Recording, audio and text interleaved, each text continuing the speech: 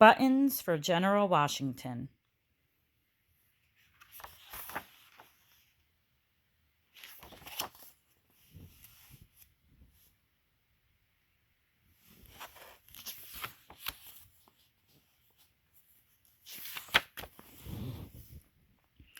Are any soldiers in the street, John? His mother asked. Only the guard at General Howe's headquarters, John answered.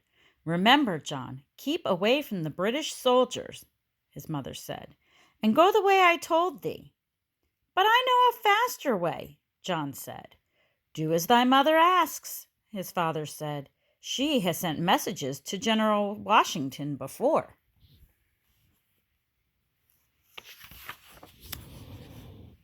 John nodded his head. He wished that his mother would finish sewing the new buttons on his coat. He was nervous and in a hurry to be on his way to General Washington's camp.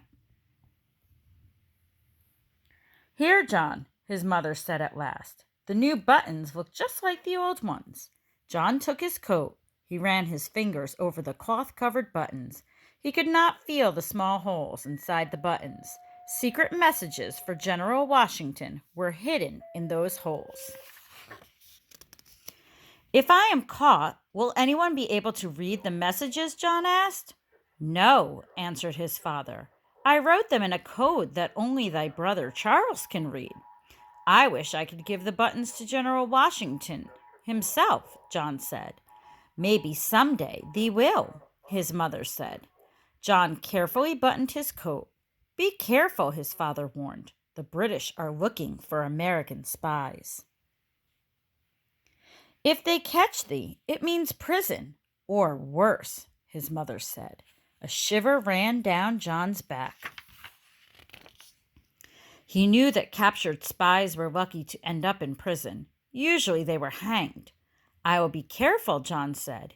Here is thy pass to leave Philadelphia, his mother said.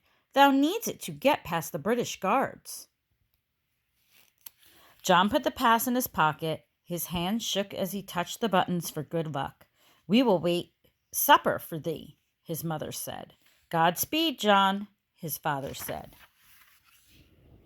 John walked up 2nd Street. He turned on Market Street. British soldiers were everywhere. John wished they would all go back to England. John walked slower as he neared the guard post at the edge of town. Hey, Yankee Doodle, he heard a voice call from behind him. John turned quickly. It was Samuel Baker. Samuel's family liked the British soldiers. They wanted the British to win the war. The Bakers and other Tories wanted America to be a part of England again. John hated Samuel even more than he hated the British soldiers. Did you see all of our new soldiers? Samuel asked. You Americans can never win now. General Howe will whip Washington before Christmas. He will not, John said fiercely. Oh, yes, he will, Samuel said. We British are too strong for you. John stepped up to Samuel. Just thee wait and see who wins the war, John said angrily. When we win, thee can return to England where thou belongs. Who is going to make me? Samuel said, poking John. Me, John yelled.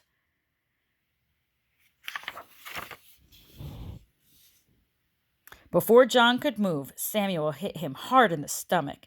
John fell down. See, Samuel said, we will win. Samuel walked away proudly.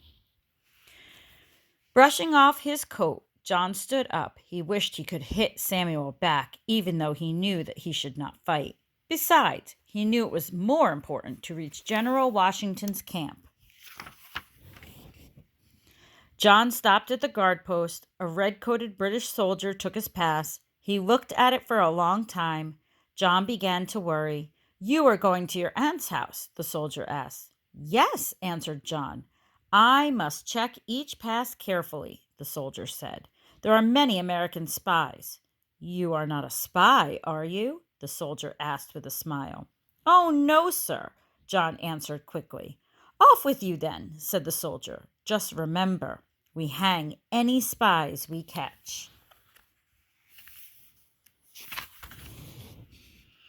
Well, thou won't catch me, John thought as he put the pass back in his pocket. John knew he should not be too sure of himself, though, so he kept a sharp lookout for more British soldiers. They might guess that he was a spy if they found him past his aunt's house. They might even find the secret messages. John stopped suddenly. He heard horses coming. He jumped over a ditch and hid behind a tree. 5 British soldiers came along the road. They passed slowly. They were looking for someone. John waited until the soldiers had ridden away. He touched his buttons for good luck. A button was missing. John looked all over the ground. He could not find the button anywhere. Then he remembered Samuel Baker's blow. The button must have come off near the guardhouse. John started to run back down the road toward Philadelphia. His breath came in short gasps. He had to find that button.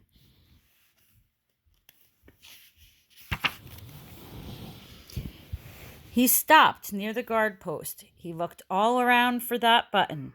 "Are you back so soon?" John jumped in surprise. The British guard walked toward him. "I lost one of my buttons," John said. "My mother would not be happy if I could not find it." The soldier held out his hand. He had John's button. "I found it where you boys were fighting," the soldier said. John tried to keep his hands from shaking as he took the button. He hoped the soldier had not found the message. "Thanks thee for finding my button," John said, backing away. "On your way then," said the soldier. John put the button deep in his pocket. He looked at the sky. It was past noon. Against his mother's warning, he took a shortcut through the woods towards General Washington's camp. John stopped for a rest after an hour. He took a long drink from an icy stream. Suddenly, a hand grabbed him from behind as he stood up. "What might you be doing in these woods?" asked a gruff voice. John was spun around. Before he could answer, he faced a bearded man. The man aimed a pistol at John.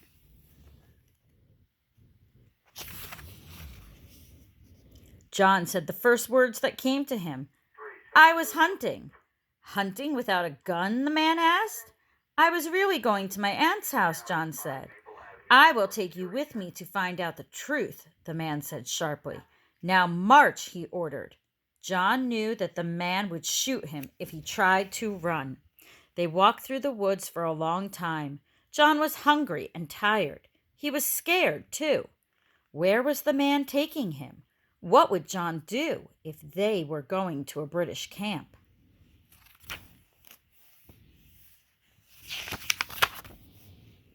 At last they came to an open field. A large white tent stood in one corner. Soldiers in blue uniforms were marching in the field. It was an American camp.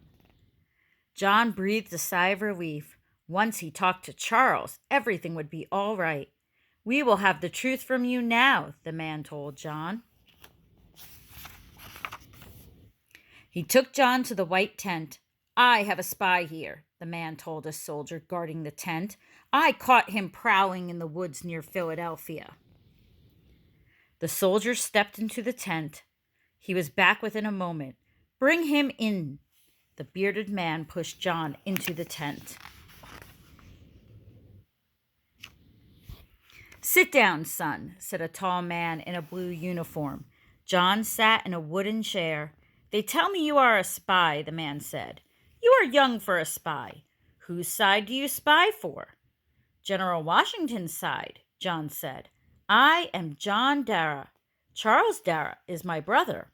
He helps General Washington. Can I see Charles now?" The man turned to the soldier. "Send Charles Darrah to me at once." John sat stiffly in front of the uniformed man. It seemed like a year before Charles arrived. "Why, John," Charles said in a surprise. John smiled. Now he could prove that he spied for Washington. "Mother sent me. I have some messages for General Washington." John took the loose button from his pocket. There is a message in Father's code hidden inside. Charles uncovered the button. He took out the message and looked at it. Please decode the message right away, the tall man said. Don't, Charles, said John. Only General Washington is supposed to know. Charles laughed at his brother. John, this is General Washington. General Washington held out his hand. John shook it. It is an honor to shake the hand of so brave a patriot, the general said. Thank thee, sir, John said. Charles, said the general, please report to me after you have decoded the messages. General Washington left the tent.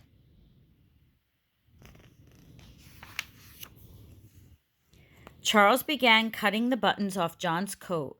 John could not believe that he had met General Washington. Washington's words of praise still filled John's ears. After removing the messages, Charles sewed the buttons back on John's coat. Now be careful on the way home, Charles said. We need thee to bring more buttons. John touched the buttons for good luck. Then he laughed as he put on his coat. I will bring enough buttons for General Washington's whole army.